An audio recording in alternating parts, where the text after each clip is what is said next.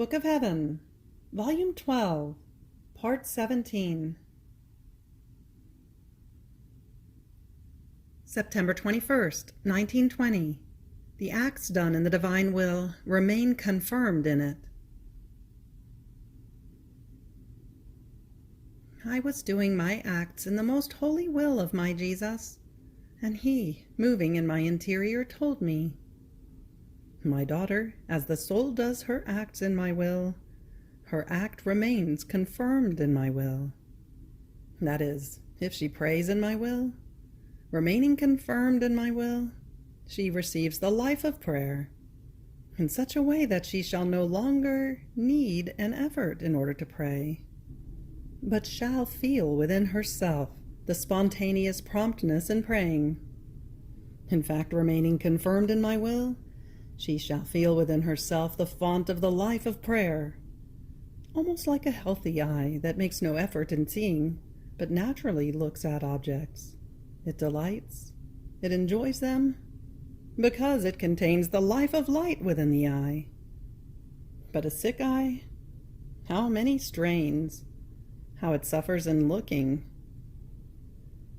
In the same way, if she suffers in my will, if she operates, she shall feel within herself the life of patience, the life of operating in a saintly way. So as her acts remain confirmed in my will, they lose weaknesses, miseries, and what is human, and remain substituted by fonts of divine life. September 25th, 1920. The truth is light. Likeness to the sun. Finding myself in my usual state, I saw my always lovable Jesus, as if he were placing a globe of light in my interior.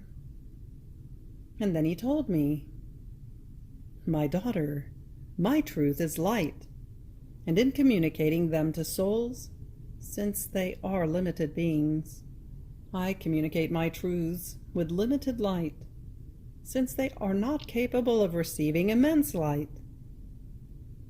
However, it happens as to the sun. While up high in the heavens, one sees a globe of light, limited, circumscribed. The light that spreads from it invests the whole earth, warms, fecundates. So it is impossible for man to number the plants fecundated, and the lands illuminated and warmed by the sun.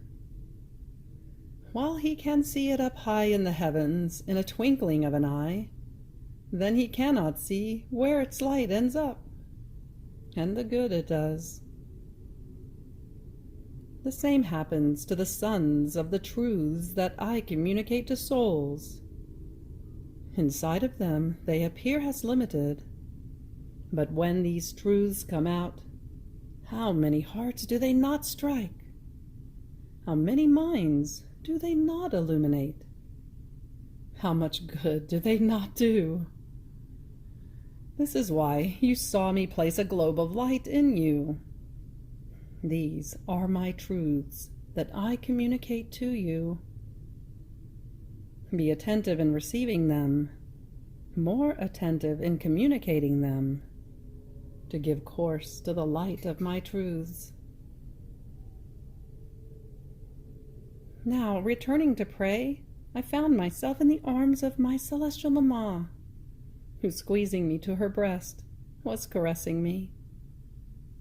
But then, I don't know how, I forgot about this, and I was lamenting that everyone had left me.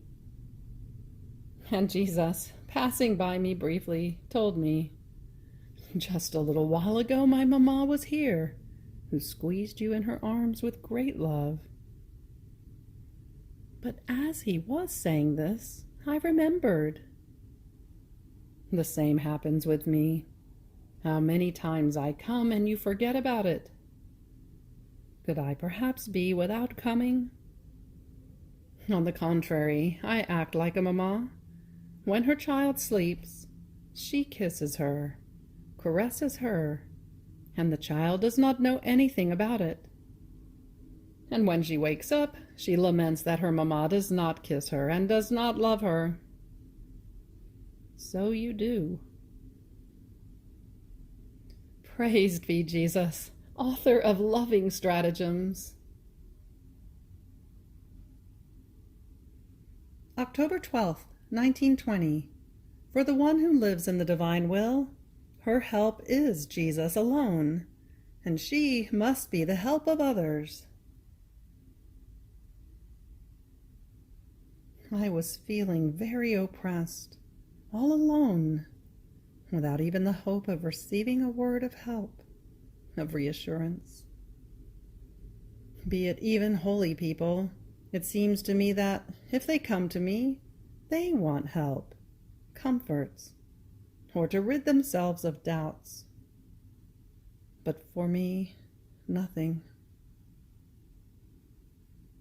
So while I felt in this state, my always lovable Jesus told me, "My daughter, the one who lives in my will is placed in my same conditions. Suppose that I might have need of creatures. That cannot be, since creatures are not capable of being able to help the Creator. It would be as if the sun wanted to ask for light and heat from other created things. What would they say? They would all draw back and, confused, would say to it, 'What? You are asking for light and heat from us? You, who fill the world with your light and fecundate the whole earth with your heat? Our light disappears before you. You rather give us light and heat.' So it happens to the one who lives in my will. Being placed in my conditions, and the sun of my volition being in her, she is the one who must give light, warming, helping, reassuring, comforting. So I alone am your help, and you, from within my will, shall help others." November 15th, 1920. Continuous good makes it so that the creature feels transported to operate good. My state is ever more painful. The most holy will alone is my only help. Then, as I was with my sweet Jesus, he told me, "My daughter, each work done for me, thought, word, prayer, suffering, and even a simple memory of me, are many chains that the soul keeps forming in order to bind me, and to bind herself to me. And these chains, without using violence on the human freedom, have the virtue of sweetly administering to her the chain of perseverance, causing the final link and the final step to be formed, so as to make her take possession of immortal glory. In fact, continuous good has such virtue, such attraction over the soul, that without anyone forcing her or using violence on her, voluntarily she feels transported to operate good." November 28th, 1920. When Jesus wants to give, he asks. Effects of the blessing of Jesus. I was thinking of when my sweet Jesus, to give start to his sorrowful passion, wanted to go to his mamma to ask for her blessing. And blessed Jesus told me, "My daughter, how many things this mystery reveals. I wanted to go to my dear mamma to ask for her blessing, in order to give her the occasion to ask herself too for my blessing. Too many were the pains that she was to bear, and it was right that my blessing would strengthen her. It is my usual way that whenever I want to give, I ask, and my mamma understood me immediately. So much so that she did not bless me before she asked me for my blessing. And after she was blessed by me, she blessed me herself. But this is not all. In order to create the universe, I pronounced one fiat, and by the fiat alone I reordered and embellished heaven and earth. In creating man, my omnipotent breath infused life in him. In giving start to my passion, with my omnipotent and creative word, I wanted to bless my mamma. But it was not her alone that I blessed. In my mamma, I saw all creatures. She was the one who had primacy over everything. And in her, I blessed all and each one. Even more, I blessed each thought, word, act, and so forth. I blessed each thing that was to serve the creature. Just as when my omnipotent fiat created the sun, and this sun, without decreasing in light or in heat, keeps following its course for all, and for each of the mortals. In the same way, my creative word, in blessing, remained in the act of blessing always, always, without ever ceasing to bless, just as the sun shall never cease to give its light to all creatures. But this is not all yet. With my blessing, I wanted to renew the qualities of creation.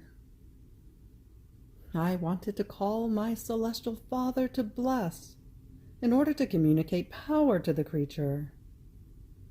I wanted to bless her in my name, and of the Holy Spirit, in order to communicate to her wisdom and love, and therefore renew the memory, the intellect, and the will of the creature, restoring her as sovereign of everything. Know, however, that in giving, I want.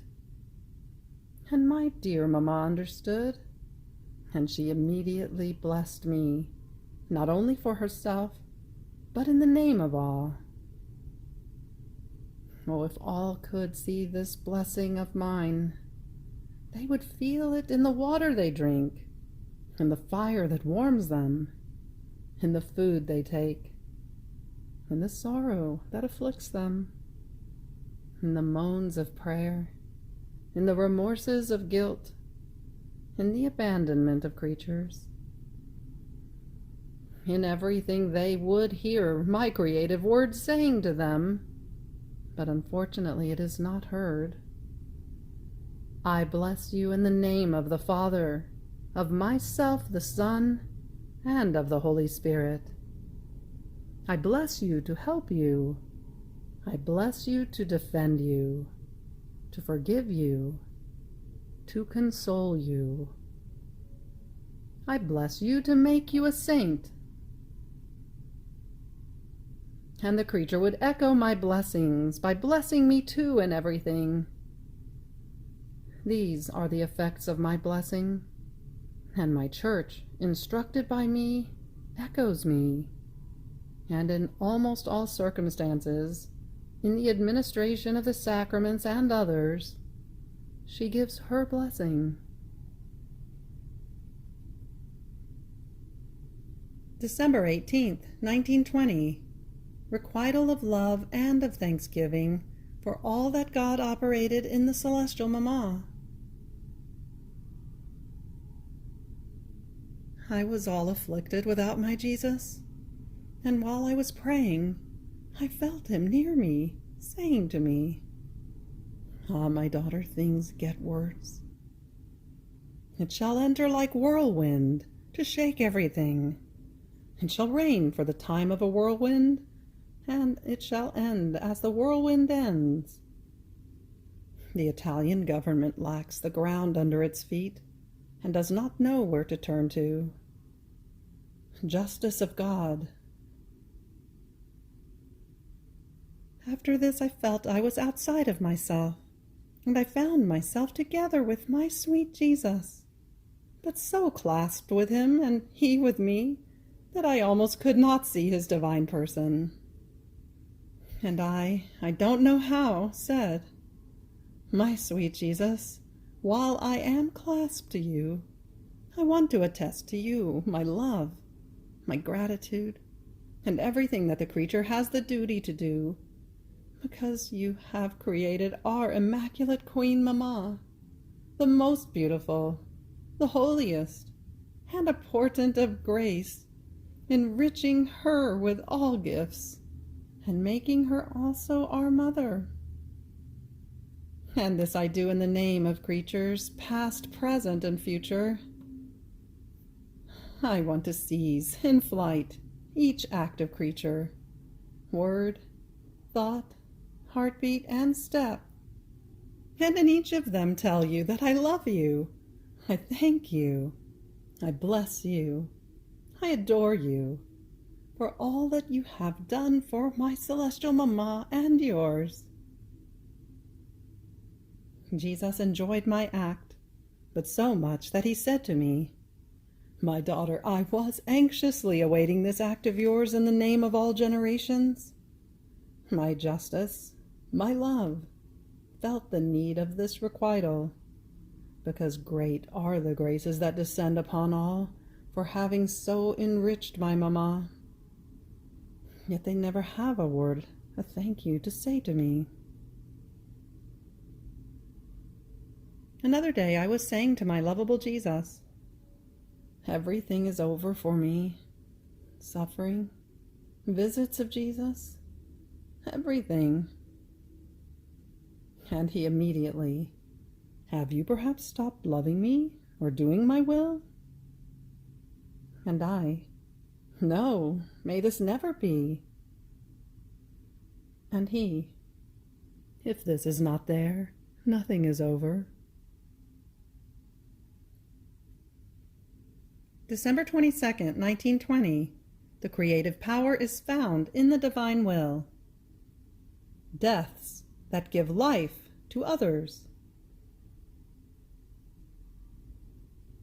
I was thinking about the most holy will of God, saying to myself, what a magic force this divine will has. What power, what enchantment.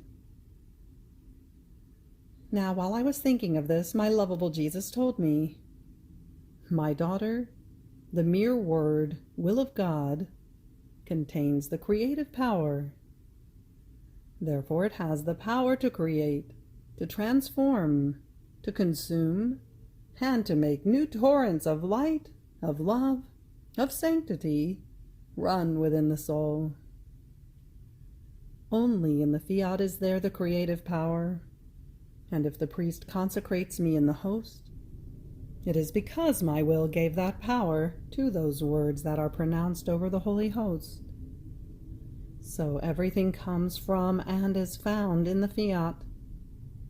And if at the mere thought of doing my will the soul feels sweetened, strengthened, changed, because by thinking of doing my will, it is as if she placed herself on the way to find all goods, what shall it be to do it?" After this I recalled that years before my sweet Jesus had told me, "We shall present ourselves before the Supreme Majesty with written on our foreheads in indelible characters, 'We want death to give life to our brothers. We want pains to free them from eternal pains.'" Now I said to myself, how can I do this if he does not come? I could do it together with him, but I am unable to go by myself.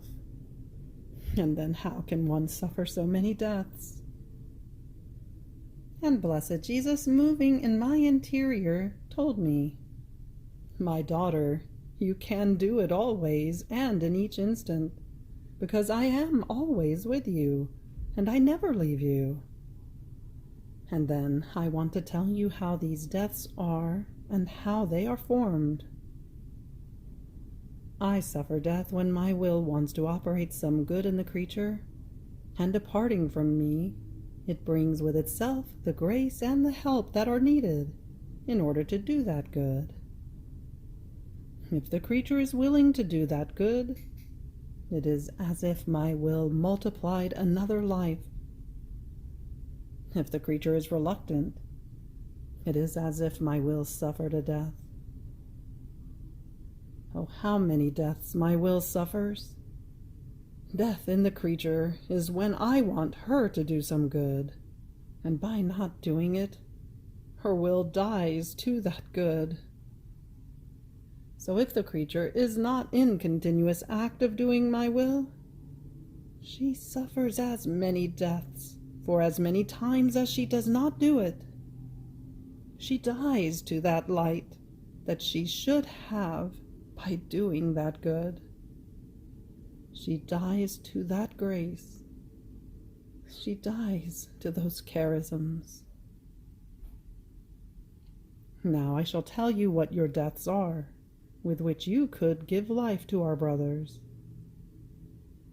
When you feel you are without me, and your heart is lacerated, and you feel an iron hand that clutches it, you feel a death, or rather more than death, because death would be life for you.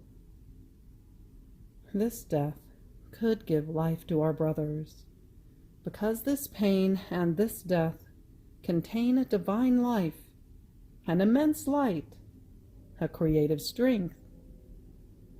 They contain everything. It is a death and pain that contains an eternal and infinite value. Therefore, how many lives could you give to our brothers? I shall suffer these deaths together with you. I shall give them the value of my death, so as to make life come out of death. So, look a bit at how many deaths you suffer. Each time you want me and you do not find me is a real death for you, because you truly do not see me, you do not feel me. For you it is death. It is martyrdom. And what is death for you can be life for others. December 25th, 1920. The sacramental lot of Jesus is even harder than his lot as an infant. As I was in my usual state, I found myself outside of myself, together with Jesus. I was walking a long way, and on this journey, now I walked with Jesus. Now I found myself with the Queen Mamma. If Jesus disappeared, I found myself with Mamma. And if Mamma disappeared, I found myself with Jesus. During this journey, they told me many things. Jesus and Mamma were very affable, with an enchanting sweetness. I forgot about everything, my bitternesses, and even their very privation. I thought I would never lose them again. Oh, how easy it is to forget evil in the face of good. Now, at the end of the journey, the celestial Mamma took me in her arms. I was very, very little, and she said to me, "My daughter, I want to strengthen you in everything." And it seemed that with her holy hand, she was marking my forehead, as if she were writing and placing a seal on it. Then, as if she were writing in my eyes, in my mouth, in my heart, in my hands and feet. And then she placed a seal upon them. I wanted to see what she was writing in me, but I could not read that script. Only on my mouth I saw 2 letters that said, "Annihilation of every taste." And immediately I said, "Thank you, O Mamma. You are removing from me every taste that is not Jesus. I wanted to understand more, but Mamma told me, "It is not necessary for you to know. Trust in me. I have done to you that which was needed." She blessed me and disappeared, and I found myself inside myself. Then afterwards my sweet Jesus came back. He was a tender little baby. He was wailing, crying, and shivering with cold. He threw himself into my arms to be warmed. I squeezed him very, very tightly to myself, and according to my usual way, I fused myself in his will, in order to find the thoughts of all together with mine. And surrounding shivering Jesus, with the adorations of all created intelligences, the gazes of all, to make them look at Jesus and distract him from crying, the mouths, the words, the voices of all creatures, that all might kiss him, so as not to make him wail, and might warm him with their breath. While I was doing this, the infant Jesus was no longer wailing. He stopped crying, and as though warmed, he told me, "My daughter, did you see what made me shiver, cry, and wail? The abandonment of creatures. You placed them all around me. I felt myself looked upon, kissed by all, and I calmed myself from crying. However, know that my sacramental lot is even harder than my lot as an infant. The grotto, though cold, was spacious. It had air to breathe. The host, too, is cold, but is so small that I almost lack air. In the grotto I had a manger with a little hay for bed. In my sacramental life I lack even the hay, and I have nothing but hard and ice-cold metals for bed. In the grotto I had my dear Mamma, who very often took me with her most pure hands, and covered me with ardent kisses in order to warm me. She calmed my crying. She nourished me with her most sweet milk. All the opposite in my sacramental life. I do not have a Mamma. If they take me, I feel the touch of unworthy hands, hands that smell like earth and muck. Oh, how I feel their stench, more than the manure that I smelled in the grotto. Instead of covering me with kisses, they touch me with irreverent acts. And instead of milk, they give me the gall of sacrileges, of indifference, of coldness. In the grotto, St. Joseph never left me without the light of a little lantern at night. Here in the sacrament, how many times I remain in the dark also at night. Oh, how much more painful is my sacramental lot! How many hidden tears, not seen by anyone! How many wails not listened to! If my lot as an infant moved you to pity, much more should my sacramental lot move you to pity. January 5th, 1921. The true life of the soul, done in the divine will, is nothing other than the formation of her life in the life of Jesus. Continuing in my usual state, I was praying, and while praying I intended to enter into the divine will. And so, making all that exists in the divine will my own, as nothing escapes it, past, present, and future, and making myself crown of all, in the name of all I brought my homage before the divine majesty, my love, my satisfaction, and so forth. Now my always lovable Jesus, moving in my interior, told me, My daughter, the true life of the soul done in my will is nothing other than the formation of her life in mine, giving my own shape to everything she does. I did nothing other than put in flight, in my will, all the acts I did, both internal and external.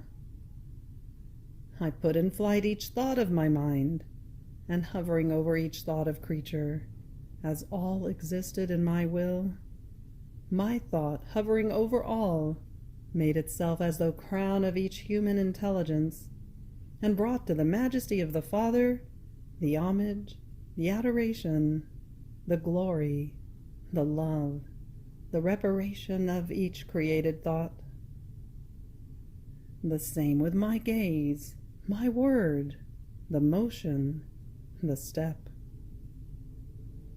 Now, in order to live life in my will, the soul must give the shape of my mind to hers, that of my gaze, of my word, of my motion, to hers. And by doing this, she loses her shape and acquires mine. She does nothing other than give continuous deaths to the human being and continuous life to the divine will. In this way, the soul shall be able to complete the life of my will within herself. Otherwise, this prodigy, this shape fully modeled on mine, shall never be accomplished completely. It is my will alone that is eternal and immense, that makes one find everything. Past and future it reduces to one single point, and in this single point she finds all hearts palpitating, all minds alive, all my operating in act. And the soul, making this will of mine her own, does everything, satisfies for all, loves for all, and does good to all and to each one, as if all were one. Who can ever reach such extent? No virtue, no heroism, not even martyrdom can stand before my will. All remain behind the operating in my will. Therefore be attentive, and let the mission of my will have fulfillment in you. You have reached the end of the Book of Heaven, Volume 12, Part 17. Fiat.